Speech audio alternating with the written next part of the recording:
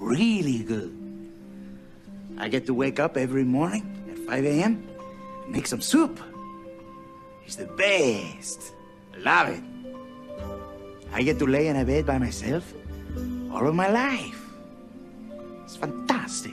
You're playing music too loud, right to jail, right away. You're driving too fast, jail. Slow, jail. You're charging too high prices for sweaters, glasses. You right to jail. Where's my burrito? Where's my burrito? Where's my burrito? No! Okay, I don't know. Whatever it is, it's not right on the teleprompter. I don't know what that is. I've never seen that. No, there it is. We are going to do Sting, yeah. Okay, but yeah, I can't read it. There's no words on it. Okay. Ready? Sure. There's no words there. To play us out. What does that mean? To play us out. Sting is going to do. It's a video. Sting video. What is for credits? I don't know what that means. To play us out. What does that mean? To end the show? Yeah. Yeah. All right, go. In 5, 4, 3. That's tomorrow, and that is it. Okay. In 5, 4, 3. That's tomorrow, and that is it for us today. And we will leave you with a. I can't do it. Okay. We'll do it live. Okay. No. We'll do it live. Fuck it. Do it live. I'll write it, and we'll do it live. Right. Fucking thing sucks. In 5, 4, 3. That's tomorrow, and that is it for us today. I'm Bill O'Reilly. Thanks again for watching. We'll leave you with Sting and a cut off his new album. Take it away. Do it! Just do it! Don't let your dreams be dreams. Yesterday, you said tomorrow. So just do it! Make your dreams come true! Just do it! We obviously didn't communicate clearly. We're here to discuss your surrender, not mine. Tú eres tan romántico molestando con una vipa. Me preguntas si te quiero. Yo te digo que no estoy lista y no quiero comenzar. No hay nada que pensar. Yo te dejaré atrás. Mientras gano más y más. No estás en mi nivel y tú no eres obligación. No estás motivada y tú aburre mi corazón. Eres un idiota sin inteligencia y razón. Entonces déjame tranquila mientras escriba tu canción. Tú eres tan romántico molestando con una vipa. Me preguntas si te quiero. Yo te digo que no estoy lista y no quiero comenzar. No hay nada que empezar. Yo te dejaré atrás. Mientras gano más y más. No estás en mi nivel y tú no eres obligación. No estás motivado. Corazón. Eres un idiota sin inteligencia y razón. Entonces déjame tranquila mientras escriba tu canción. Estoy aquí a disfrutar. Estoy aquí pero quiero gozar. Si quieres a mí pero vamos a bailar. Cintura a cintura, papi, tra, tra, tra. Bailando, gozando y me gusta tomar. Pero no quiero pendejos que no quieren respetar. Déjame pendejo, papi, ya no más. Déjame pendejo, papi, ya no más. Estoy aquí a disfrutar. Estoy aquí pero quiero gozar. Si quieres a mí pero vamos a bailar. Cintura a cintura, papi, tra, tra, tra. Bailando, gozando y me gusta tomar. Pero no quiero pendejos que no quieren respetar. Déjame pendejo, papi, ya no más. Déjame pendejo, papi, ya no más.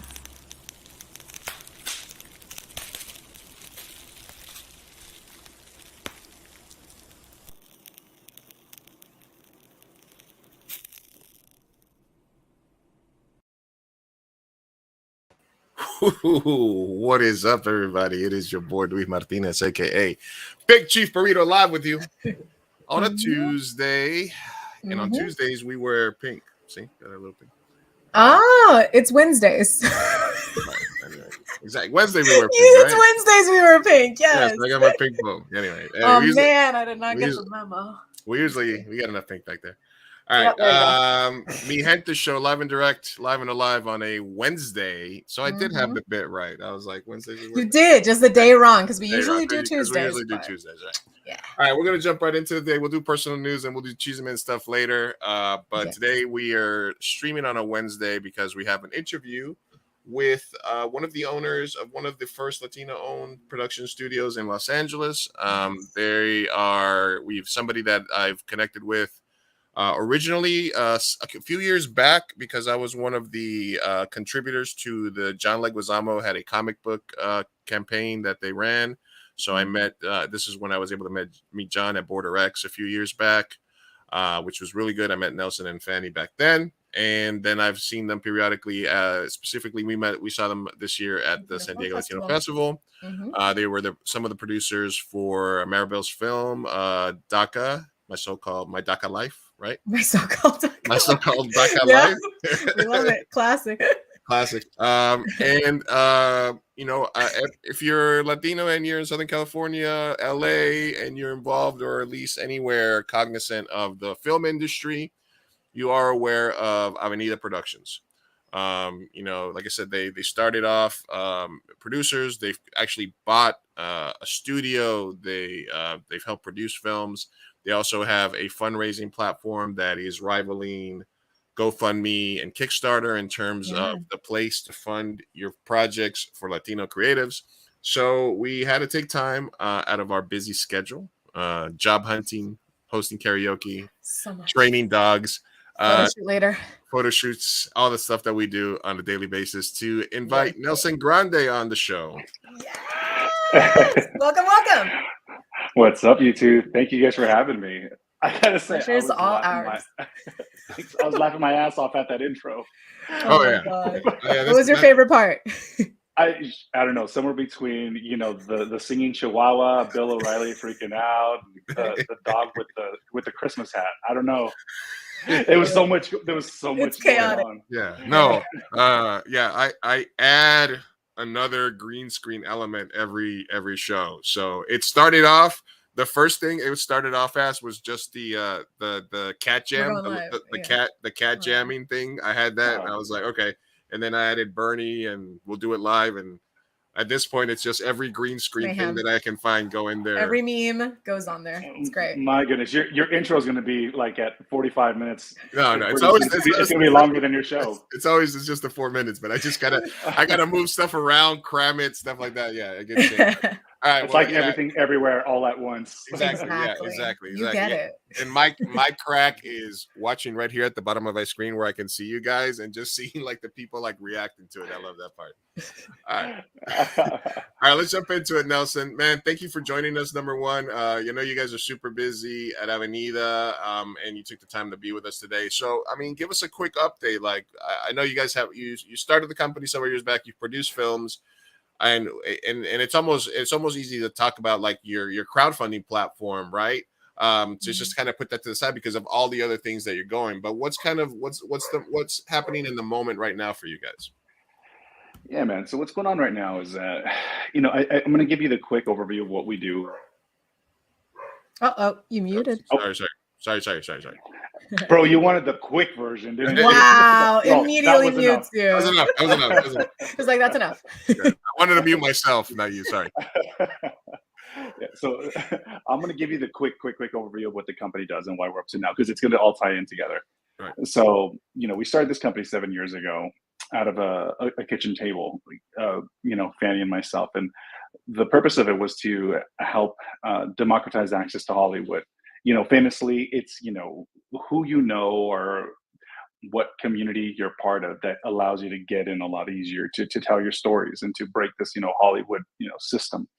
So we broke it down into 3 components. Like, what are the 3 components that are needed to create projects? You need the funding, you need the production, you need the distribution of it. So for us, we decided to think out of the box because we're forced to. Some of these situations, like when you're forced into something is birthed, born out of it. Like you mentioned, crowdfunding. We've raised millions and millions of dollars for hundreds of projects now over the course of 7 years. So, we have our own crowdfunding platform called Support Our Story that it's been out for over a full year now. We were one of the sponsors at South by Southwest, and we're outpacing Kickstarter 4-1 Wow. So Very nice. so that's exciting. The production side of it, obviously, we have our studio, we run productions. There's some really cool stuff coming up later this year that we're going to be able to share. But we are just also in that sense traditional as a traditional production house, with the element that we do help a lot of underrepresented communities, and primarily the Latino community, create projects that they normally can't have access to because budgets are smaller. So we help it, maybe bring in a lot of resources and a lot of connections. And we really like to tie in a lot of the talent together and really be like a connector. So we act as a company, but also a lot like activists and as an organization. But to bring you up to current, what we're doing now is, we're getting ready to launch our streaming platform called A+, and it's going to be, I tell people, the Latino BET. It's essentially what it is. It's in English. It's English language, and it's focused on servicing the U.S. Latino, us here. And the thing is, we're such a rich community of U.S. Latinos. All of us here in the States that, we come from Mexico, Puerto Rico, El Salvador, Venezuela, Cuba, everything and everywhere. So the issue is that the traditional Hollywood system gives us a movie or two a year, a couple of shows. They don't market it. They don't really do well generally in comparison to their, what they call general market stuff. But even with that, it's not enough to represent all of the vast diversity within the Latinidad and here in the U.S. that who we are. So, it's a little difficult to understand, to really represent us as a whole as a community with just a handful of projects per year. So that's why we're creating this destination and network, which we're happy to announce will be going live in about 3 months.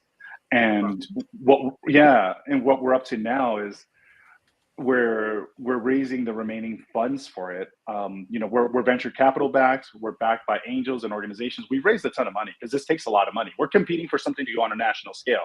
This isn't something that we're going to roll out as something small. We're going big with this. So we started a WeFunder campaign for $500,000 2 weeks ago. And we're at about $160,000 raised through the public in the community right now. So that's it's yeah. He's trying to show it. Yeah, there it is. Yeah. Yeah. So there's another 12,000 that's come in. It takes a while to regenerate that. Show it. Yeah, there it is. So I'm hearing a little Lou. I can hear our voices. Sorry. Let me. There you go. Got it. Having a little technical issue here. Sorry about that, guys. All right, so it's all good. That's better, right? I have it playing in the background here. All right, so let's start at the WeFund Me, because obviously this is a WeFunder campaign. I'm going to put the link in the description, and I'll put it obviously here in the chat so people can check it out. Is the way I understand it, it's basically like a pre-launch, right? It's basically saying like if we started doing this thing that was happening, you can sort of put your name in the hat so that as soon as it launches, you're going to have the first option to invest. Am I looking at it the right way, or is it? Or so there's a legal term. So there's this phase called testing the waters until we hit 160,000, which we've already hit. So we actually just hit it maybe 20 minutes ago. Wow. Yeah. So it's awesome. So what it is, it's a thank you. Yeah, it's a legal term saying testing the waters. It's something that the SEC puts as far as regulations. It's because this new regulated crowdfunding is a new thing that's been around for just a handful of years. That it's where it allows the general public folks to submit your paperwork information and all the you go through attorneys. It's quite of a feat to go through all of these steps to do it. So it's not like just opening up a regular crowdfunding campaign on GoFundMe. But now that we've hit that, in the next few days, we should start seeing it transition the language.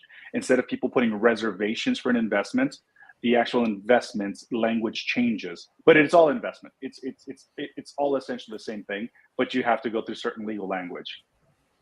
Okay, got it. All right. And then once that goes, then you guys, once you become an investor, then it has the different things there in terms of like you're being part of the newsletters, getting access, being up to date on all that stuff, and then essentially, if you get in deep enough, right, reap the benefits, right? Yeah, that's what it is. That's what we tell people. Listen, I tell you, like, my stocks are tied up in this company too. Right. So if I want to make my stocks grow. If you have stock in this company, your stocks are also in there with mine too. So this isn't it's not charity. It's not a contribution. It's an actual investment. So we're excited for people to check it out. And it's fun. Listen, if Fanny and I had it our way, we would have been actors. Unfortunately, the path wasn't there for most people from our backgrounds. The roles are really limited. So we got pushed into this whole thing about being executives and opening the studio, and now we're media tech or executives. And it's interesting because it's not what we have chosen, but it's what we were supposed to get. Because I remember the feeling of booking roles and how good it made me feel. But the feeling I get from when I see people make their movies because we help them, or people are directing a major TV show or doing something that they've achieved, it fills my heart in such a different way that I never knew was something that was exciting. Like it's kind of like receiving gifts and giving gifts. There's two different types of joys, and I really, really, really enjoy being the person that gives the gifts. Yeah, is there anything to that? Because, like, for example, like somebody like myself, it's like, as an indie filmmaker, indie producer, we've made like a few SAG features and stuff like that. It's like, okay, I'm a writer, I'm a director, I'm an actor, I'm a producer. But if somebody outside of myself was telling me something, it'd be like, well, what you're really best at is being an indie producer because of doing this. But what I love the most, what pulls at me the most, is like directing and writing. Is there any still internal struggle of that, of just being cognizant of, this is what I'm best at, this is what I'm here for? Like you said, the feeling I get from seeing other people succeed would exceed being like a series regular or having like a couple of big commercials with a tons of residuals. Do you still have that internal struggle at any level? It's not so much an internal struggle. That's a good question, though. It's not so much an internal struggle, but it's actually something that is creating an even more exciting reality. Like, for instance, I have a show that I'm going to be hosting. It's a nighttime show where I already have a lot of my celebrity friends. It's like an interview type show. So I'm going to have some of my celebrity friends come through, and we're going to be interviewing them. So I'm still going to have the opportunity to be in front of the camera. I guess it's kind of like the Tyler Perry model, where Tyler Perry is still very much involved in the creative side of things, but he's the executive. Now, this isn't going to be the Nelson and Fanny show. Like, oh, it's just all our content. We're bringing in content from Emmy Award winners. We're bringing in content. We're elevating. We're creating stars. Mm-hmm. But if I'm one of the owners of the company, and I have a show. I can find a slot for myself. You feel clean about it. You're like, I'm not taking the lead role in like a James Bond Latino remix, but I'm also here. Right? But at this point, is the satisfaction of paving the way in something that is so rare and giving the opportunities that you are. I'm assuming that's also very fulfilling. It really is. It really is. It's not the same thing, but it's kind of like the feeling I see watching my kids excel. The feeling I see, like, I'll give you a more recent thing, like my daughter, watching her in sports kick ass. And, she's a quarterback for her middle school team, and she played on the boys team recently. She was a starting quarterback for the summer league. So to watch her succeed in that, like, that's a lot more joy than I remember it feeling it myself. Now, I'm not saying that the filmmakers and people I help are my children, but but the joy of being able to give, it really is I think it peaks at a different vibration than the receiving of yourself. And I think at the core, Fanny and I are such loving people, and we're really passionate about stuff. Like, we're deeply passionate about our cause and what we're up to. So that's why I think it translates to, like, if the universe and God have plans that I'm supposed to be executive and help others lift their path, I'm perfectly happy with that. Am I going to plug myself in with my own show? Which, like I said, I already have it straight up. Oh, well, damn straight. So might as well. Why not? Might as well. If you were thinking about yourself, if you were talking to yourself and Fanny 7 years ago, with where you are today, do you feel that back then this would feel like you were ahead of schedule, behind schedule, or right on time? Ahead of schedule. I had a schedule. Oh. Yeah, and it's interesting because we have a lot of professional colleagues that will come up to us and be like, you guys are making rapid growth, especially because not so much just in the business in general, because in business in general, companies expect you, especially if you're a venture capital company, you're expected once you get funding within 5 years to like flip things cool. They look for these things, these unicorns and stuff like that. But in this industry, it's because it's so exclusive and there is no actual defined path and lane for diverse communities or the US Latino. The amount of stuff we've been able to do with the resources we've had is actually pretty it's pretty incredible, and it's something that we have to get present to, because we get so caught up in the work of what we're doing, and then you're only human. You have these things popping in your head like, oh, it's not good enough, you're not doing it fast enough, all of this stuff. Mm-hmm. But the reality is that I think that this is good advice for anybody. You actually have to just take a moment and actually understand where you really are and what you've actually accomplished, and and having that gratitude, because that gratitude is key. And it sounds like a broken record. You hear all these manifestation things online and everything, like be grateful and manifest, but it's as real as seeing my hand in front of my face right now. Like I believe that that's really important to make sure that you're aware of your achievements. Yeah. Absolutely. No, and we talk about it here on the show all the time, and and you mentioned it earlier when you started talking, in that it seems like we get one show at a time. We get one day at a time, then we get Gordita Chronicles, then we get this, we get Flaming Hot movie, then we get Blue Beetle. We get one thing at a time. Right now we have, like This Fool, and we were able to talk to Chris Estrada about the show and stuff like that. And I've always said it, and I think Fanny actually echoed this, and Eva Longoria echoed this a few weeks back in some interviews, is that the degree of difficulty for Latino creatives is set so high, where you get all these mediocre filmmakers that get to make multiple movies, TV shows, that get hired over and over again. Whereas if I make a film, or Sophia makes a film, or you guys make a film, and it doesn't do big numbers, you're sometimes relegated to like the bottom of the pile again. You don't get that opportunity. And I've always said that we will see true equity and equality when we are allowed to be mediocre, not in essence that that's what we're striving for, because we strive for excellence, but when we have the ability to fail. In the last 7 years, do you think we're any closer to that? How do you see the progression between then and now? We still get just one show at a time, but do you see it improving? Well, unfortunately, the numbers show that it's actually going backwards from last year. Oh no. Yeah. Now, do I see it improving in the general like statistics and studios? No. What I do see changing is the community seems more active. The chatter online and the desire for what we want to see is actively growing. We could see it in our socials when we post stuff. Like even with our WeFunder campaign, like we have had hundreds of people join in and invest with us. Like it is, and it's not. And I'll tell you, we don't know the majority of those people. We've never met the majority of those people. So it's a direct response of like the hunger that's there for it. So no, it's actually backwards, and the numbers are actually worse than they were a few years back. So that's why we're not these conversations. We're not going to keep asking people. You know what it feels like?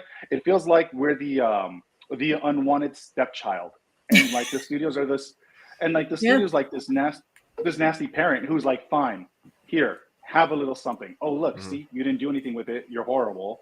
Well, maybe we'll give you another chance again if you have a hit. Whereas the kid that they actually the biological the biological kid you can have like the third weekend in February to open your movie. Let's see what you can do with it. So it's like there's definitely some of that feeling in there, and it's okay. We build our own table, our own family, our own community. We don't need them anymore with technology and advancements and all this stuff. And honestly, quite frankly, with the support that we've been able to gather over the past few years and what we're gathering now, mark my words, they're going to come around looking for us. They already have. They're already looking. They're already poking their noses. Some of these studios have already invited us and to pick our brains. And we're like, you're not picking brains anymore. You're going to start paying. Yes, I love that.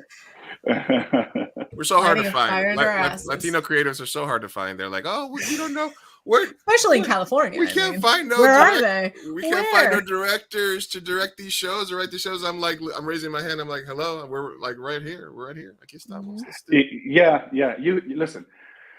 You have to actively try to ignore us. We are here, we're everywhere. And as far as the numbers go, like we buy 1 in 4 movie tickets. We're responsible for 1/3 of streaming revenue. The Latino community here in the US, and I'm talking about US Latinos. I'm not including Latin America. Okay? I'm talking US Latinos. We are the actual financial driving force behind the film industry and the country itself. We're the 5th largest GDP. Like if us, our community here, we were a country, just the US Latinos, we'd be the 5th largest country in the world for our GDP. Absolutely. So we have the buying power. We have the ability to say what we want and how we want it and what we should be included in. But, that's why it's really key and important for me. A lot of my socials is about educating folks, and I repeat a lot of the same stuff because I want it to be ingrained with people and understand that, know that we actually have this power and don't need to settle for anything less. Absolutely, Sophia. Mic drop. I love that. I just love what you guys are doing. As far as where we are versus where you want to take it, how far? What is end game? I know you said you're working on A+. Right now you have your current investment with WeFund. What is your ultimate goal with Avenida? What's end game? Yeah, absolutely. So the goal for Avenida is to be one of the major studios in the entertainment industry, and the way Tyler Perry Studios is and BET is to the African American community is what Avenida and A+ are going to be to the Latino community.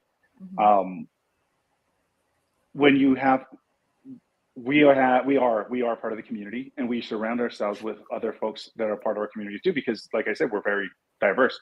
We take in consideration Afro Latinos, LGBTQ Latinos that are come from different experiences, who are maybe 1st gen, 2nd gen, here, a lot of different things. So we understand the reality of it. So for us to build it to that capacity, we have to understand our community at large.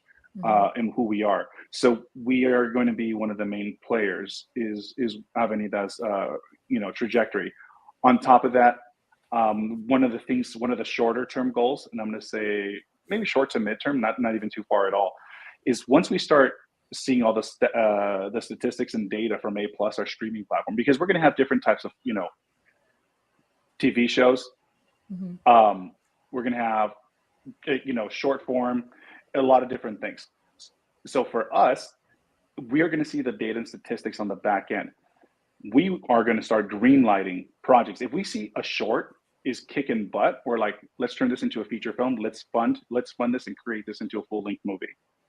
So for us, it's our job to start greenlighting and creating celebrities, and not just in front of the camera celebrities, directors, producers, and everything that surrounds the process of creating the content. Nice, absolutely. So you're saying we're not just one monolith that just has one taste. We're a rich variety of different types of spices. Wow. Oh yeah, I know, right? You all don't live in East LA too? Is that what it is? Oh yeah, no, everybody doesn't live. No. But the thing is, listen. The thing is, we're everywhere.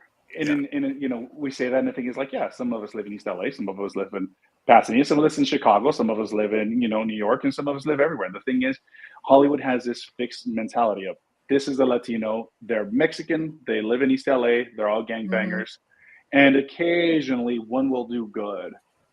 So. That'll be a good one. No, we were talking about this. I think with Rosa Parra from Rosa Reviews the other day, because we were bringing up the Fast and Furious franchise and how they've sort of retconned. They've retconned Dominic Toretto, where he was clearly like Italian coded when the first couple of movies, and they're like, no, actually his sister's Brazilian, and they're like, no, and then they're like, well, they showed his backstory, and he was clearly Chicano because his dad was Mexican, obviously, and then they're like, no, but his grandma's Puerto Rican, so it just sort of like this. it's this super interesting just way of them just saying you guys are just this one thing, and it doesn't. And Guatemala and Mexico and Colombia, Uruguay. It's whatever. It's, you know what I mean. It reminds me, that reminds me of George Santos saying he was Jewish. No, not Jewish. Jewish. Jewish. Yeah. So he's Latino-ish. But the Latinification of Dom Toretto is just one of my favorite Hollywood cliche things, and it's like, no, he's Latino. He's always been Latino. Toretto is not an Italian name. No, it's not. But they can do that because no one's going to call them out on it, and like they know that no one really knows the difference. You know, you can just be like, yeah, he's Cuban or whatever. I don't know. It's ridiculous. Well, I did want to touch a little bit on your background because I spoke to Fanny, and she's from Venezuela. I spent a lot of time in my youth. I lived in Caracas during the Menudo days, and stuff like that. But where are you originally from, Nelson? And what's your background? Yeah, I'm born and raised in LA. So I consider myself a Chicano with a culture here, but I'm Mexidorian, Mexican mom, Salvadorian dad. Nice. So, yeah. And so, I grew up here in LA. I grew up in Highland Park. I used to share that with people, which is a community out here that's really gentrified now. People didn't know what it was back, a few years ago. But I'm very much an LA guy. It's I have my roots here. I grew up in this incredible, playground here that Hollywood would film in all the time. I got to see productions live being filmed in front of me. Like I saw La Bamba, I saw Mi Familia filmed in front of me. I saw Reservoir Dogs being filmed in front of me. Like when a lot of those famous scenes, I was standing there watching it. And I remember I used to go down there with my dad and my brothers and watch it. And my dad would lean down and say, "Hey, if that's what you want to do, you can do it. I'll support you." So I had that inspiration of, from actually both my parents, knowing that I could achieve these things. So it was really important. So I grew up here in LA watching Hollywood all around me. And it was always something I wanted to get into. And obviously not until I started getting into it in my 20s that I realized that the traditional Hollywood didn't really want me for the parts I wanted to play. Yeah. No more prison parts, no more gangbanger parts, please, etc., etc. How did you get into acting originally? Yeah, so I just started taking acting classes. I got in with some friends, started doing short films and stuff, and I was on a few different TV shows, did some independent films, commercials, all of that stuff, and it was going great. And I just get really turned off because I would go in for roles that were for like an LAPD officer. And I'd go in and I'd read it and they'd be like, "Oh, Nelson, that's excellent. That's great. But now do it like an accent." And I'm like, "Oh, well, why does a guy need an accent?" They're like, "Oh, because he's from LA. He was born and raised in LA in the Latino culture." I'm like, "Yeah, dude, that's me." You're like, "That's me." Yeah, that's me. They're like, same, girl, same. Right? And they're like, "But he's really deep. He's part of the streets and stuff." I was like, "Listen, my brother is an LAPD officer. He's legit." And they was like, "What, you think he speaks like Speedy Gonzalez? Like, what is this?" No. And I was just so turned off by it. So I was like, "Yeah, no." So Fanny and I made a decision a few years ago to stop auditioning. Like people still, so they're like, "Hey guys, can you read for this?" And friends of ours and colleagues and filmmakers who want us in their films, they'll be like, "Hey, can you read for this and stuff?" We'll do that still, but I'm not gonna go in as an audition for a role to be, that's gonna be counterproductive toward my overall mission, and not even be given a role of significance. So, I'm taking, I have an article in Forbes or Reuters and this and that, and then come in and do this little stereotypical one-liner for some production that doesn't care, give it, No, I almost cussed. I know you can cuss, but give no, a yeah, you can. Go ahead. Go. I cuss a lot sometimes, especially when I get passionate. We love that. We do that a lot. Trust me, it happens a lot here. We'll go on speeches and YouTube hates us for it, but we do it anyway. All right, I do have one part that I am gonna need you to read for when I get the rights for it, and that is the Ricardo Montalban story. So let's wait. Why is it my picture showing up? I'm having. It's thinking. It's thinking about it. Why? It's messing up. It's messing up my jokey jokes here. What's going on? I know here? You hit that punchline correctly. And there it is. There That's where it comes out. There it goes. Listen, and this is especially amazing. I did a little deep dive into your IG stories here. Look at it. Oh, God. Just because if anybody, I mean, I'm super old, but if anybody remembers Fantasy Island, Ricardo Montalban, and my imaginary friend when I was a baby was named Montalban. So my mom and dad would tell me all the time. It was like, "Oh, what about Montalban? Montalban?" And that was the name that was stuck in my. That was my imaginary friend. Was a kid. His name Montalban. So that's incredible. You know, it's funny. You know, it's funny. I took this picture and I listened. Ricardo was an incredible man, and just carried himself with such grace and everything. And you know, he's one of the people I really try to model myself after. You know, I'm very much about, you know, representing myself in a specific way, in a certain way, and you know, a little bit of gangster when I have to be.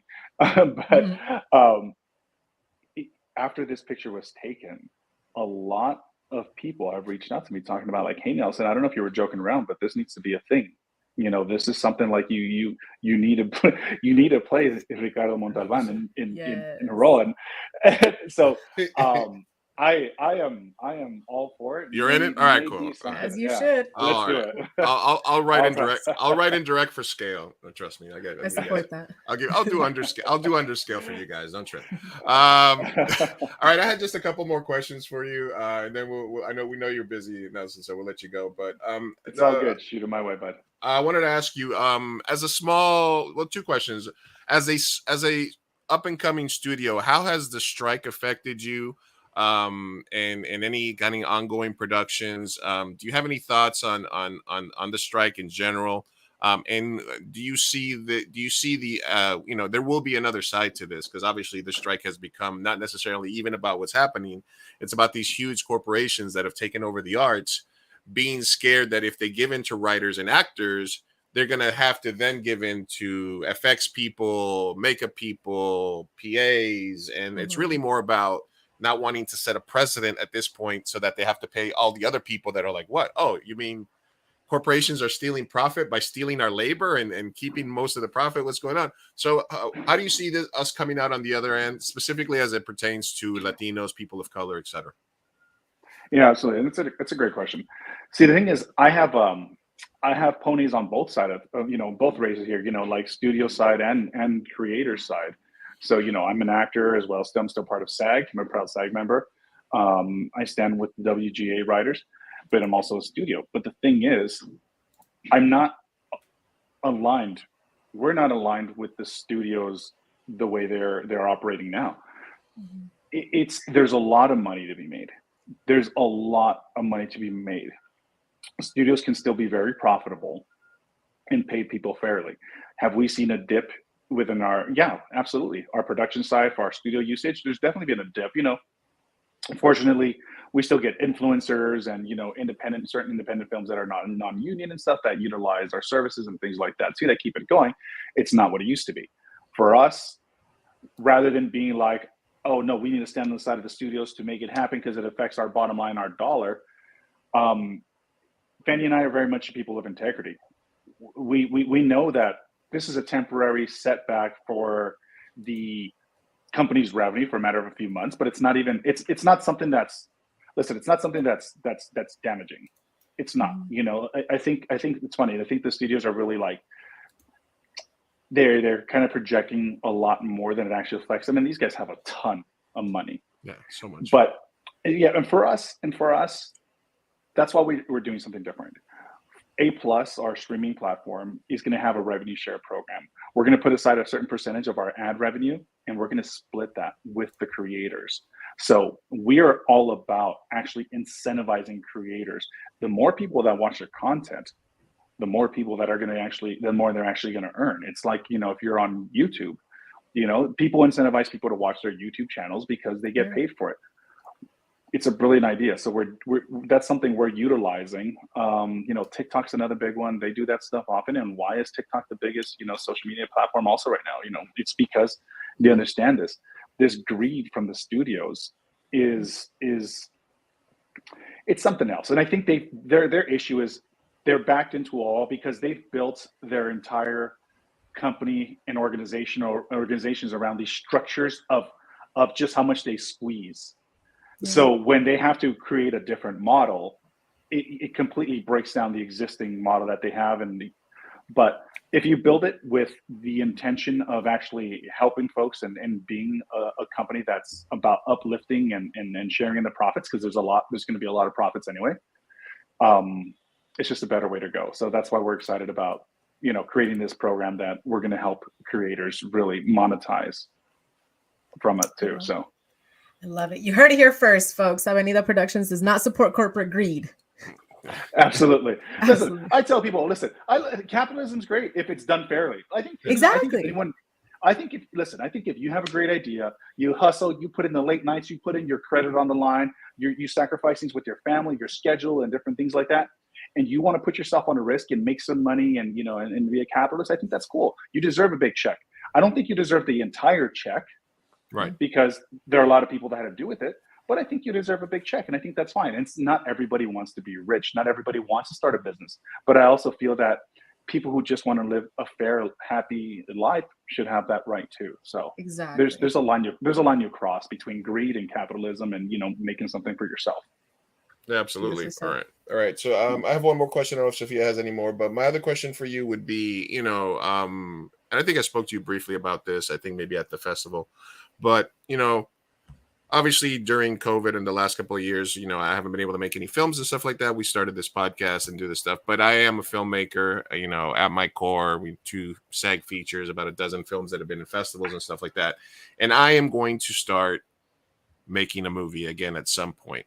As a Latino creative who is going to be funding, what would you say is the main reason that I should use Support Our Story as a crowdfunding platform versus Kickstarter that might have, in theory, a bigger reach, versus GoFundMe that might be a little more simple to donate, versus word of mouth, I don't want you to sell me on it, but I'm just saying, because I'm probably still going to use it.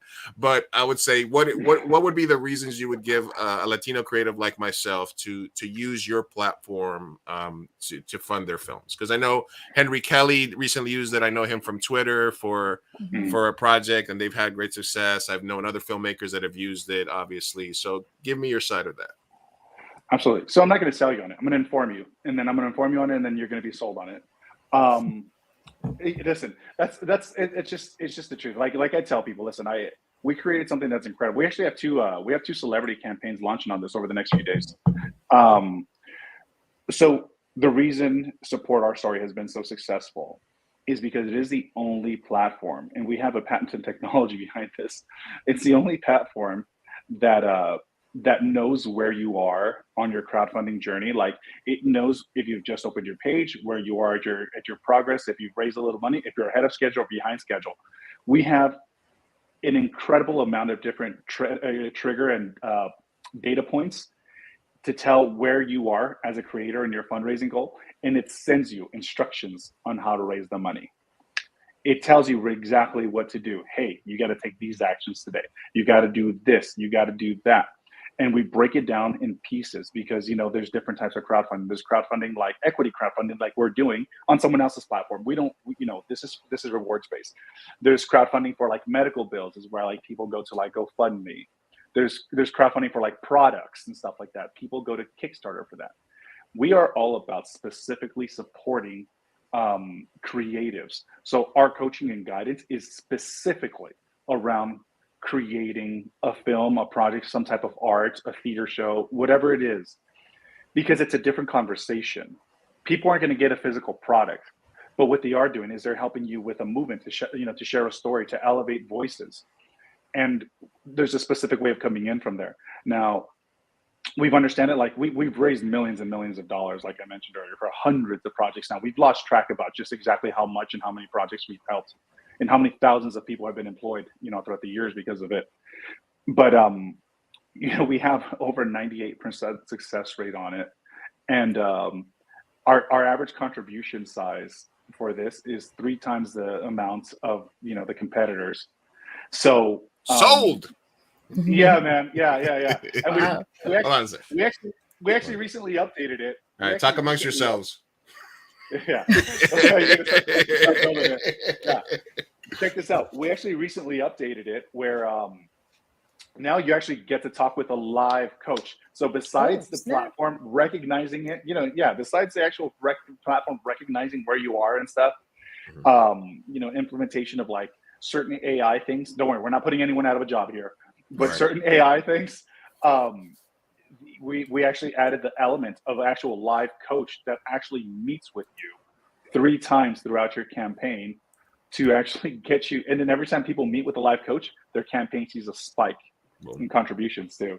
So yeah, we've got that game down. When it comes to crowdfunding for creative projects, we're the top team in the country. All right. Well, look for a third feature from a Latino filmmaker that is a sci-fi comedy with a mostly Latino cast on Support Our Story in the near future. As when I'm sure I'll be able to talk to you before we launch, but yeah, this is absolutely something that as a filmmaker is very pertinent to me. And as soon as you guys launched this a few years back, I was like, ooh, and especially, you know, with the John Leguizamo campaign, with Henry's campaign recently, and other filmmakers that I've met through Twitter and other places, it's always just been like, oh, okay, you know what? When it is time, this is what you're going to use. So being able to meet you and Fanny personally and know who's behind it, that just like solidifies it for me. So any Latino we reach tons of Latino creatives in our audience. Anybody that watches Mi Gente Show live, obviously, hey, quick plug for us. Mi Gente Show is available everywhere you get your podcast. Yeah. All you got to do is type in Mi Gente Show and you'll see our little pretty faces. Here we are on Spotify. Our last couple of episodes, we did an interview with Chris Estrada from This Fool, who's now on Hulu. Kenneth Castillo, filmmaker from LA, and a lot of other stuff that's on there. So check us out, Mi Gente Show. So anybody that listens to us, watches us, if you're creative in the arts and you are going to do a campaign, make sure that you look up Support Our Story through Avenida Productions and make sure you use them as the platform because they are doing things the right way. Nelson and Fanny are awesome people in real life and on the internet, both, which is rare. And we need to support ourselves and get to the point where we got more than one choice on what Latino TV show to promote. So now we have to promote. Now we have to support Blue Beetle because the strike happened and the advertising budget is like a fifth of what it was for Barbie. Or like a 10th probably. And we need to go out there regardless of the fact that the stars can't do interviews or anything like that. We need to make sure that it is a hit. Because that's what we do. We need to support our own people. Money talks. Absolutely. Listen, I'm a SAG member, so I can't speak to certain things like that. What I can say is support the Latino actors. That's what I can say. Absolutely. Yes. And Cholo, in his work that he's done. But yeah, I mean, we have to come through and show the support because again, this would be another reason of like, hey, listen, we give the Latino community projects and they tank. So why gave you Blue Beetle? Here's that thing that unwanted stepchild thing again. Oh, we gave them that, and look what they did with it. No, they're already saying because they were like, oh, it's projected at like 15 million. Now we're like, no, it's projected at 30 million, and it's like, oh yeah, motherfucker, we're gonna hit 100 million soon. Don't worry about it. Yeah. All right, Sophia, did you have any other questions for Nelson? Not so much questions. I feel like we covered all the bases, but I do have a statement, and that's basically just that. Thank you so much to you and Fanny. I feel like what you both are doing is just incredibly amazing. And as a jaded actress who has been in the audition rooms, like you mentioned, and all of that is just so limited roles and opportunities that like you can only do so much. And growing up on BET, like I loved watching everything like everything from reality shows, movies, they just had such a close-knit community. And I feel like for the African American community, it has grown only and strengthened. And I feel like it kind of feels like the Latinos, Latinx are starting to finally, come together. And I think that production companies like yourself and Avenida Productions is just like absolutely the way to get there. So I really, really support and enjoy what you both are doing. And I just wanted to thank you and wanted to say, everybody who's watching, please support them. Please support Avenida. We need this. Thank you. Thank you for saying that, Sophia. And I appreciate that.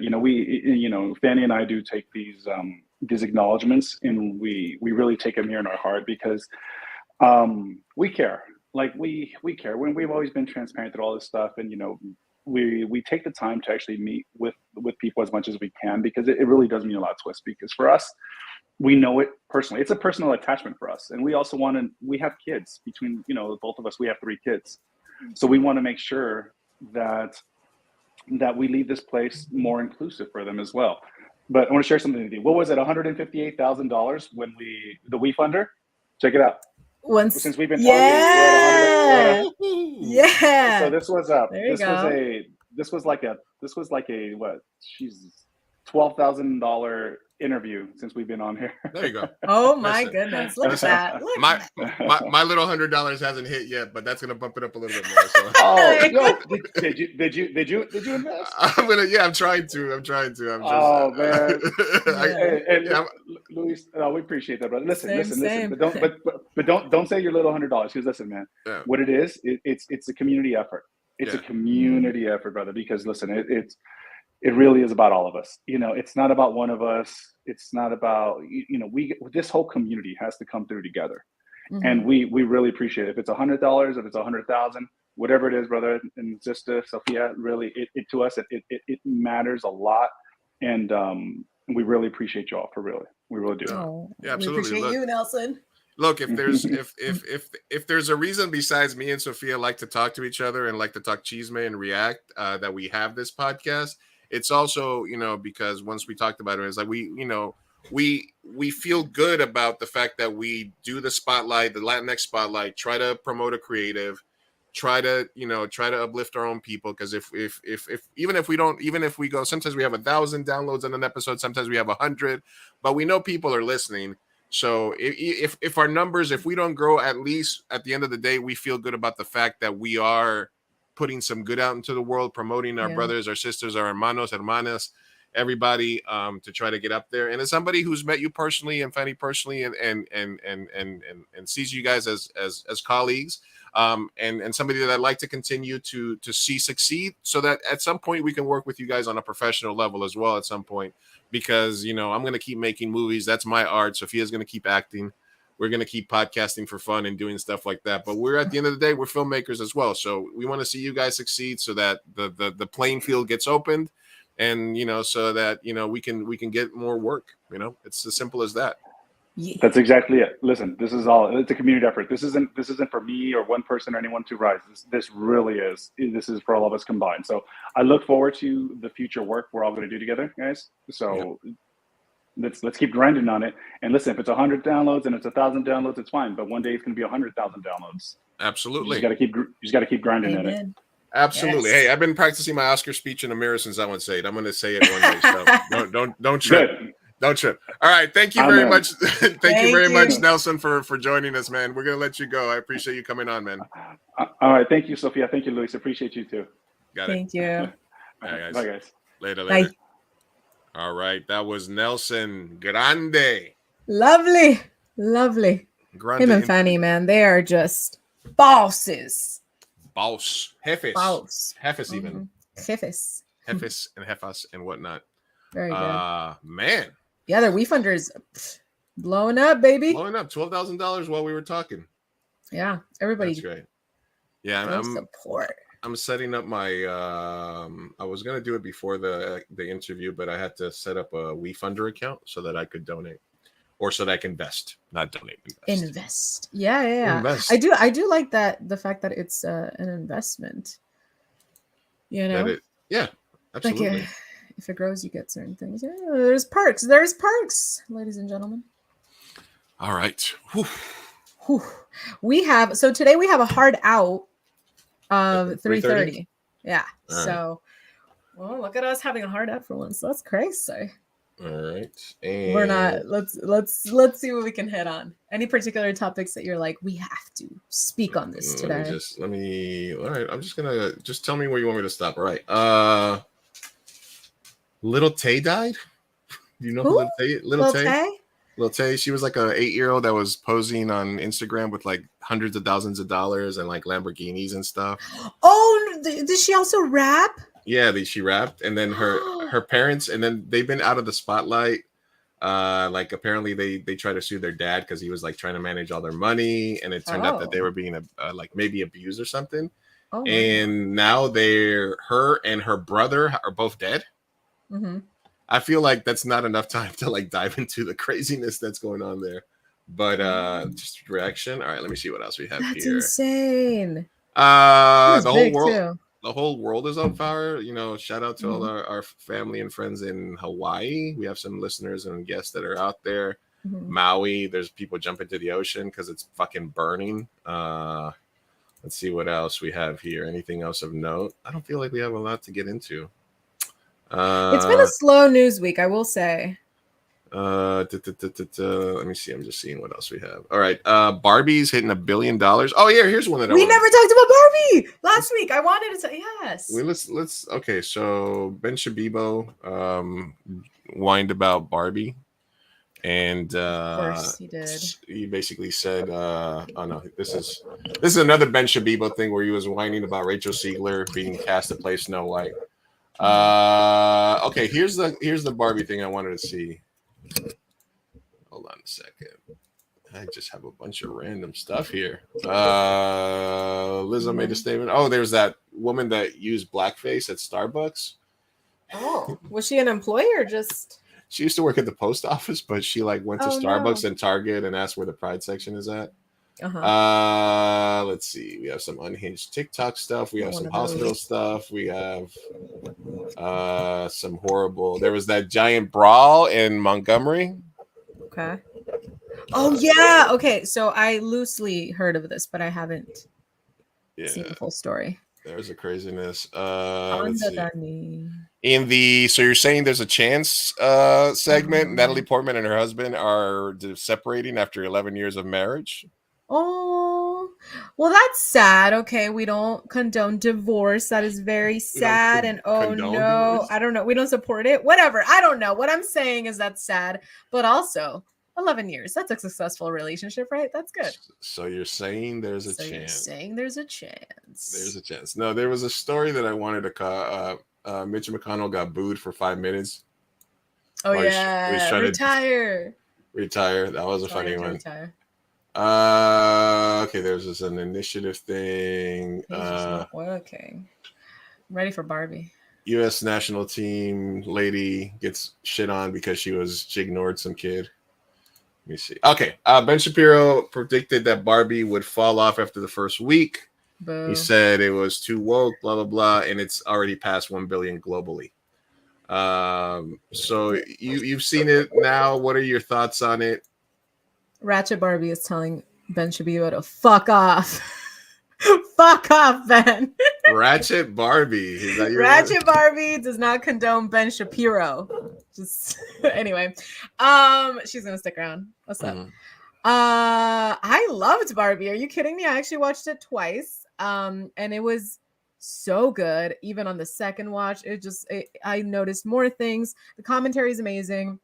I think that anybody that says it's anti-men isn't getting the point. It's anti-patriarchy, which is a system of oppression. It's not necessarily like against men. It actually has a pretty nice message towards men, in the sense that like Ken, for example. Oh, I don't want to spoil it. Should I spoil it? Is your Knuff? Yes, like literally Ken's arc is beautiful. He goes from like thinking that his value only relies on if Barbie looks at him. If she looks at him, he has a great day. And then vice versa, right? It's like traumatic if she doesn't acknowledge him and blah, blah, blah. So basically it's a really good message about finding your worth in yourself and finding what you love and who you are, as opposed to relying on getting your value based on somebody else, whether it's women or men. You know, so I actually thought it was a pretty beautiful humanistic message, but I think that anybody with the manosphere being as, I don't know, as short-sighted as they are currently, it's very, I can see how like some men are like feeling attacked, because when you are used to being in power for so long, just equality is like, you know, threatening. You see it as like a loss of something, when in reality, everyone's just trying to look out for everyone's mental health, all right? You are Knuff. Maybe not you, Ben Shabibo, but other men. Ben, yeah. No, I liked it. I saw some people that weren't fans of it just from an aesthetic purpose or just from a filmmaking perspective. I enjoyed it when I watched it. I understood it right away, like what she was trying to do. There was actually some weird backlash where some manosphere people were saying that Greta was being unintentionally based, as in she was making a great movie and it had some strong male points, but she it was just by mistake, you know. She wasn't really trying to do that. Ooh. You know what I mean? Do So tell hey, more on that. I haven't heard that one. what's up, Rosa, Rosa? What's hey up, baby. Rosa? You can catch Rosa's review of Barbie at the Daily Cella. Yes, Daily Cella. You can find. I'm sure she had some interesting. All right, here's something that I wanted to ask you about in regards to Barbie. Because you know my job is beach on the weekend, so I had to get my little Barbie thing. But this is something that came out, which is the unintended consequences. Is the Barbie movie is ending relationships left and right. Not gonna lie, it's my pickup line now.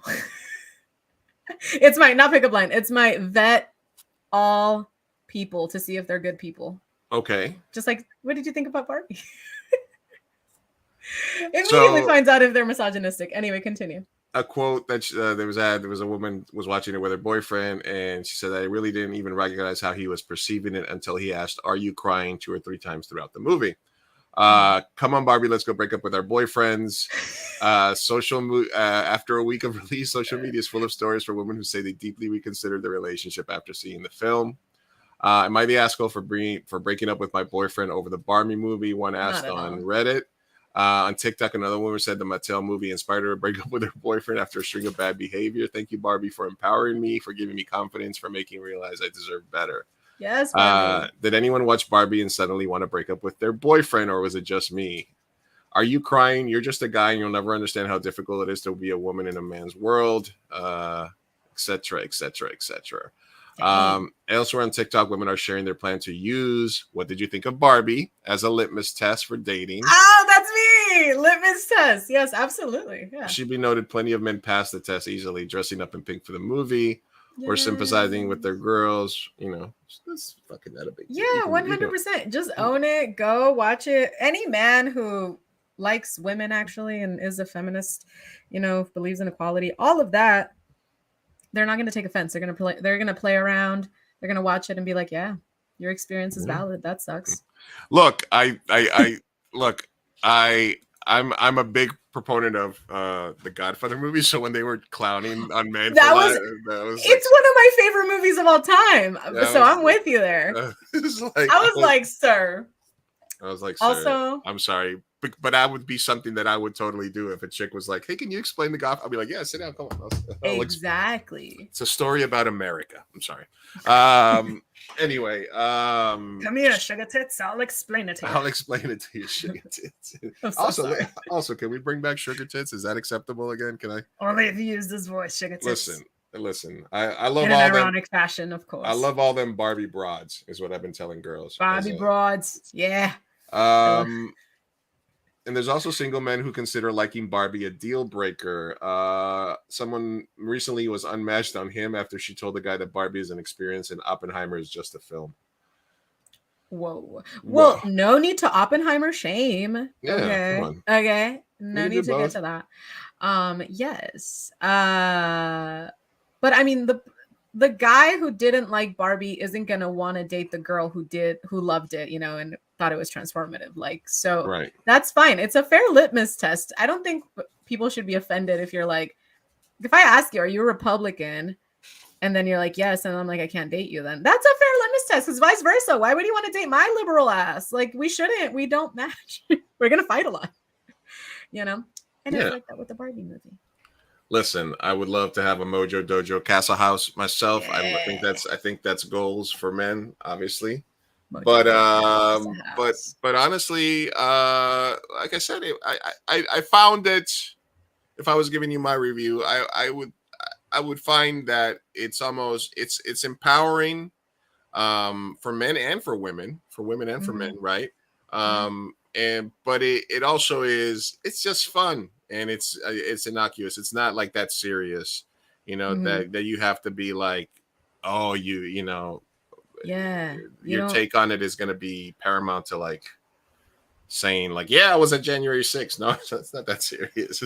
I watched Barbie 3 times is not the same as like, yeah, I stormed the Capitol, you know? Exactly. Yeah.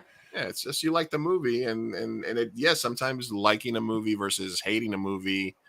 Yeah, I've had this. This has happened several times in my life where somebody will be like, "Oh, I hated that movie," and then I'll just be like, "Okay, I will silently judge you." Exactly. Yeah. I mean, these are But close are there friends.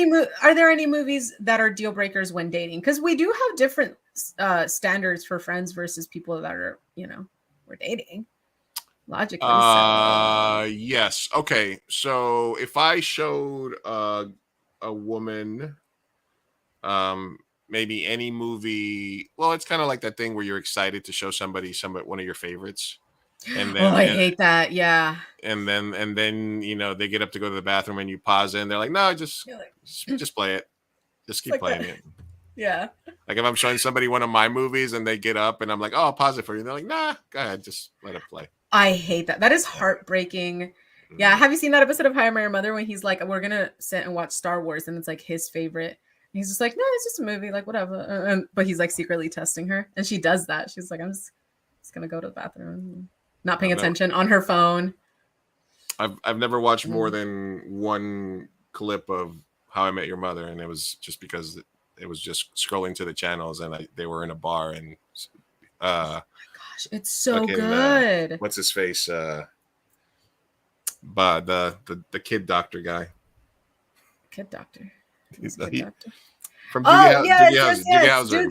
Doogie Howser. Yeah, of course. And Barney. Yeah. Dude, you should watch it. It's especially like pertinent to your generation. Like if you grew up in that time and are their age, like it's gonna be so relatable. Pass. All right, loser. Your loss.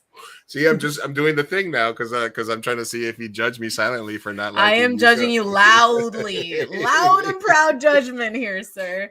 I'm just giving you an example. It's not that, but at the end of the day, if I was like, you'd be like, okay, Lou doesn't like How I Met Your Mother, and I'm just gonna file that in the back of my head. Write that down, and maybe there will be no podcast next week. And then file that away for when I quit. Exactly. Why did you quit? Because he didn't like How I Met Your Mother. Sorry. What would be worse if you were trying to date somebody that they didn't like How I Met Your Mother, or that they didn't like Barbie? Oh, that's hard. Reasoning is a big one here, because not liking Barbie for me just means you kind of don't understand women. Yeah. It's on the misogyny side. Yeah. Which is very serious. Not liking How I Met Your Mother for, I don't know, like I think Barney's cringe, or like I didn't like this episode, or the ending is so stupid and like I'm gonna trash all of it now. I can understand that, so that's a good argument. But if you're like, I don't know, I just don't think both suck. No, I think that the only reason that I never like fully wanted to commit to that show is because I would see it and then I would watch like between commercial to commercial. I'd be like, oh, okay, I get it. There's some funny stuff, but it was more, and I like the cast. I think it was more that I'm weary of shows that have that end premise in their entire concept, which is like the whole concept of this is How I Met Your Mother, but then they keep trying to stretch it out. Same way I felt about like Sons of Anarchy and some other shows where it's like, okay, the premise was this, you promised me this premise, and now you're just like looking for reasons to extend it so that you can keep making money. So that's kind of, and like, that's why I understand if anyone watched it and hated it for a reason. Yeah. That's a solid reason. But the thing is, at its core, there's a reason why it lasted so long, and that's because without that without the How I Met Your Mother thing, without the kids and that trope, the characters themselves stand alone. Like they're just so good. The writing is so good that you can watch this. Like it's a solid, good sitcom, and you forget eventually, until they force you to remember, and then they ruin it, like Game of Thrones on the last season. Anyway. Oh, so it shit the bed at the end for you? Oh, it shit the bed hard. You need to watch it just to make fun of it, because like it shit the bed so hard. It was like the Game of Thrones until Game of Thrones shit the bed worse. Oh, okay, got it. Yeah, right. Maybe that. It was like the biggest heartbreak. It was like, oh my god, did you see How I Met Your Mother? That was the worst finale of all time.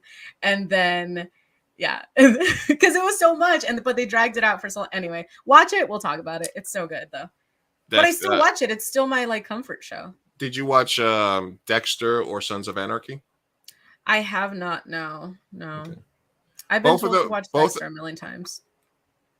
Okay. Interesting thought experiment. If you can do it, when you do watch Dexter, stop watching it after the 4th season. I believe it's the season where John Lithgow is the killer. Okay.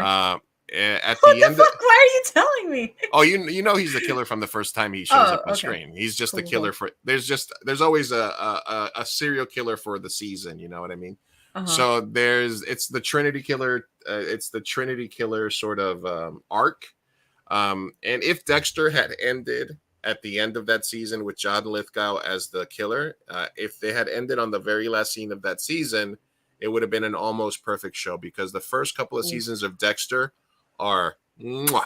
So if you ever watch it and you have the strength to do it, stop after that, because everything after that just goes straight to shit. And Sons of Anarchy is sort of like this, I don't know, is it Hamlet? It's sort of a Hamlet sort of thing where this guy comes back, is part of this motorcycle club, and he's supposed to try to kill the guy who killed his father, who's now fucking his mom. It's very Shakespearean, but they drag it out.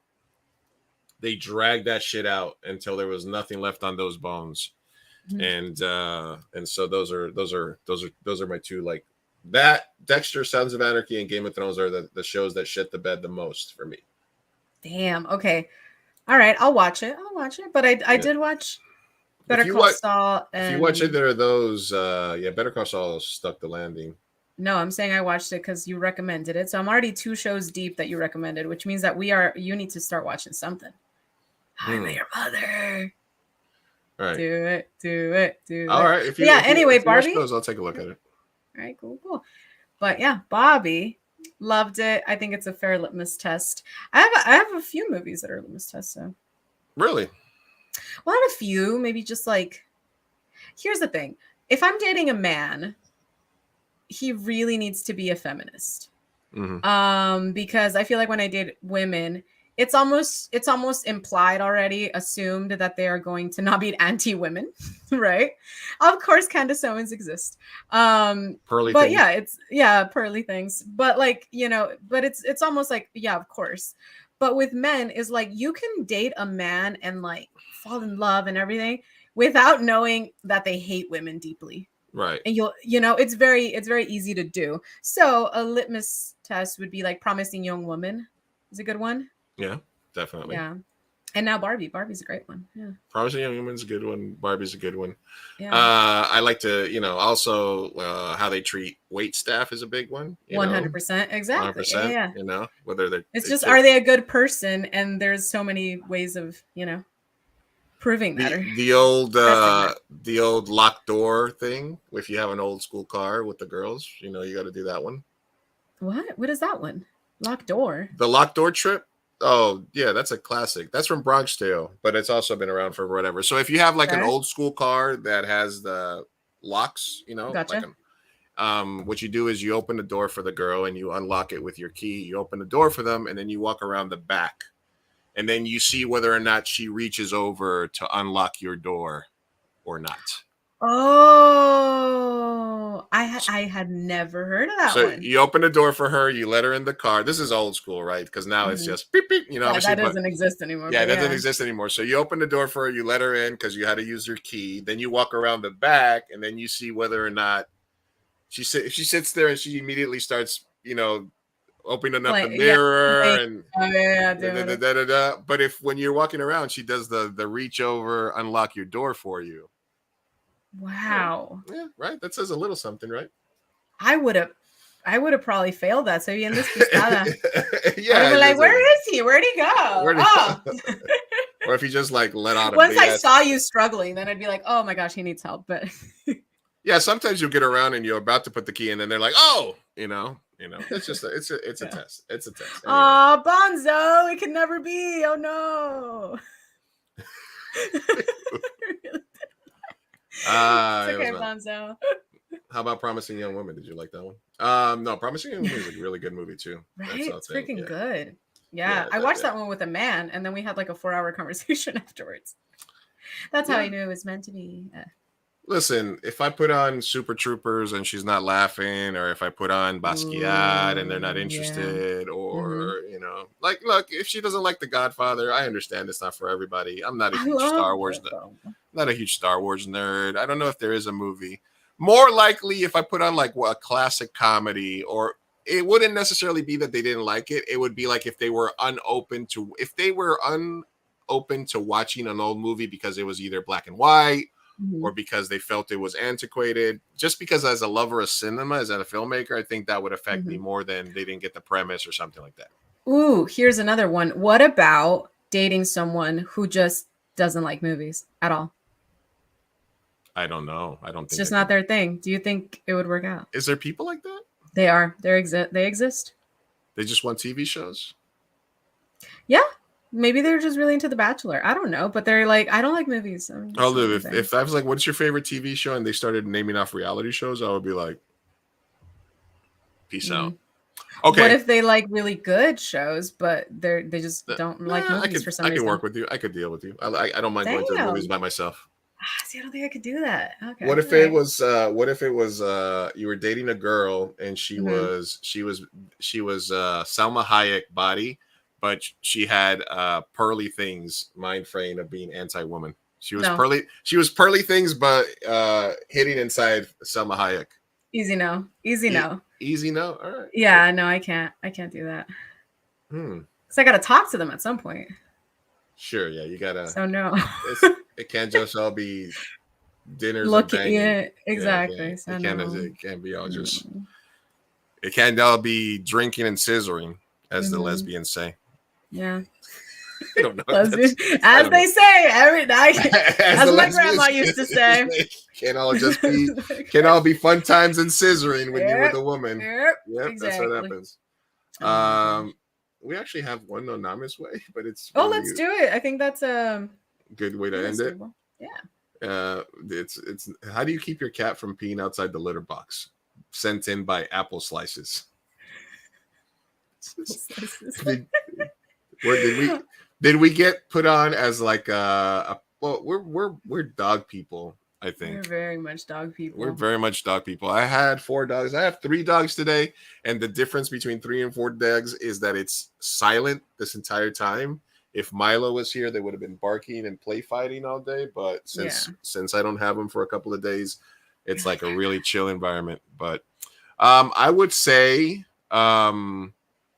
teach your cat to be an inside cat, so that you feel free, so that he can roam the streets at night, get tons of pussy, and then come back home when it's time to chill. And then they'll just shit and piss in random areas around your neighborhood, and you will never have to have. The only time I've had cats that has been success that I've loved is when I first moved here and we brought a cat here, and immediately he was like, okay, this is my backyard, cool.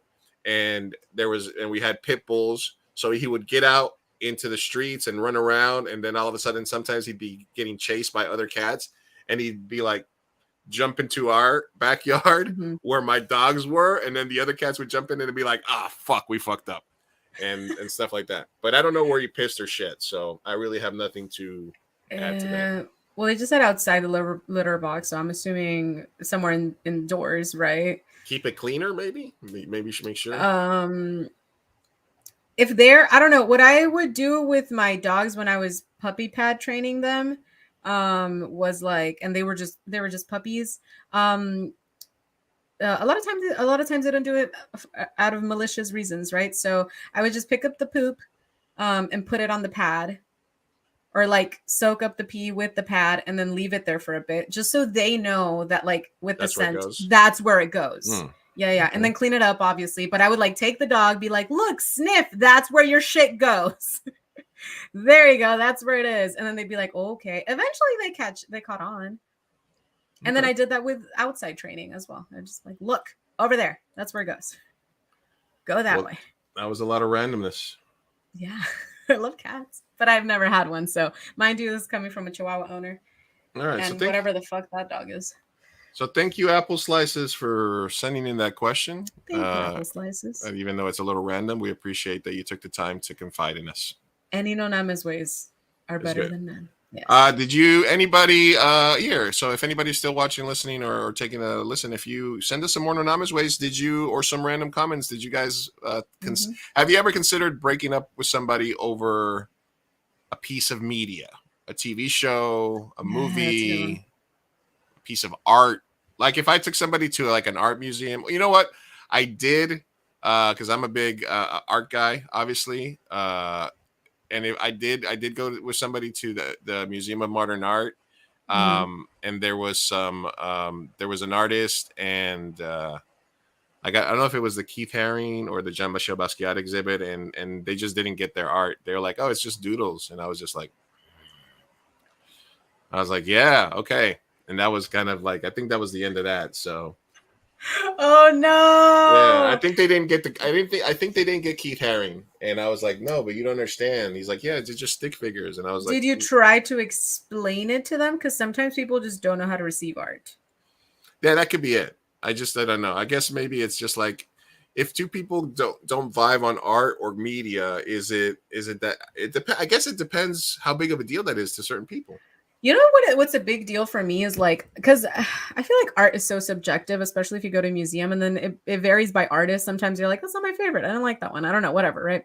But I think the ability to learn and to talk about a topic, like even if it's something that you have no idea, but I'm super passionate about it, and we are looking at an art piece that I really like, and you're like, it's stick figures, at least have the like mental capacity to like listen and maybe like, oh, I see how you see that, you know, like kind of like just be able to talk about it a little bit. Yeah, open you know? up your mind. And about films as well. It's kind of like, it's just kind of like, there's some movies that I love that, like, for example, my sister was just like, one of my favorite movies. She was just like, it was stupid. I didn't like it. I didn't get it.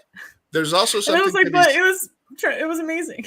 there's also something to be said for the person that you find that you're like, hey, they're playing, like for example, next week, they're re-releasing they're a movie that I really love called Old Boy. And actually, I didn't add you to the group chat because I invited like 25 filmmakers. No, I think I was in there. Oh, you were in there? Was like, yeah. Yeah, I just so didn't reply. I was like, I don't think I'm going that day, but yeah. no, so and so if, for example, if there's somebody in your life or that you're talking to and they're like, yeah, I'll go with you. It's not really my thing, but I'll go with you. Like if there's somebody supportive of you in that way, where they're like, hey, there's a 25th anniversary of this, or there's a special showing, or they're doing a marathon. Do you want to come over and watch this with me? And they're like, sure. And they secretly, they hate it, but they're still down. That's a good sign though. Yeah. That they'll put up with the shit that you like just because they want to be supportive. But see, that's one thing though. I would go a step further and say I wouldn't want someone who hates something to do it just because of me. At the very least, be a person who like can tolerate it, I guess. You know, like for example, I'm not the biggest Taylor Swift fan. I don't hate her. I do like some songs, but I'm literally on a kickball team with a bunch of hardcore Swifties. And when they tell me Taylor stuff, boy, do I listen, and man, am I invested. Because I can just, it's like, it's not, I don't hate it. It's not, I'm interested. I'm intrigued, but if I hated it, I don't know that I would have even joined. You know what I mean? If I hated Taylor Swift with a passion, I don't know that I would be there. You're like, so this team's whole thing is they love Taylor Swift? They're like, yes. The name is the Gaylors because of Taylor. Okay. Yeah. Yeah. And it's like half of us knew nothing of Taylor Swift coming in, and the other half are like hardcore, can say the dates of all her ex-boyfriends, and like on this day she was the picture taken with this, and she said this quote, and then there's a theory about her with so it goes deep. Swifties go deep, and I'm just like, I'm always here like with my popcorn like, yeah, tell me more, this is great. They should have gone all the way and just been like Gaylor Swift instead of just the Gaylors. Anyway, nah, that would be weird. That's too on the nose. The Gaylors is cool. Is it? It is, yeah. The Gaylors is cool. And a lot of people think it's Gaylord. Like, that's what I thought. I thought we were going like a play on word to like Gaylord. The Gaylords. And so I kept saying Gaylord, and then they were like, no, it's like Gaylor, like Taylor Swift. I was like, oh, I'm so wrong. Let's be honest. Is it? Okay. Let's be honest. All right. Anyway, that's our show for today. Yes, sir. Thank you very much, Nelson Grande of Avenida Productions. Yes. Excellent interview. We didn't have the time to talk about anything, but it was kind of a slow week. I mean, there was the Lizzo stuff, follow up, and there's a bunch of other stuff. Perfect but nothing, timing for that, yeah. Yeah, for perfect timing for that. We'll try to get caught up with everything next week. Back on our regular schedule, hopefully, but we will update you guys. Thank you for everybody that stopped by. For some reason, I was checking the Facebook page, and there's some people commenting on the Facebook videos, but they weren't carrying over. Oh, So, I suppose because I'm the one linking it. Do you want to switch one? no, we'll figure it out. But I just noticed that while I was doing it, that the Facebook weren't carrying over. So we'll just have to look into it. Maybe I'll if you know. But what have you? It's on there anyway. So thank you for everybody. We'll be back next week. Thank you. We love you. Keep listening. Thank you keep so watching. much. And we'll talk to you later. We're up. Hasta luego.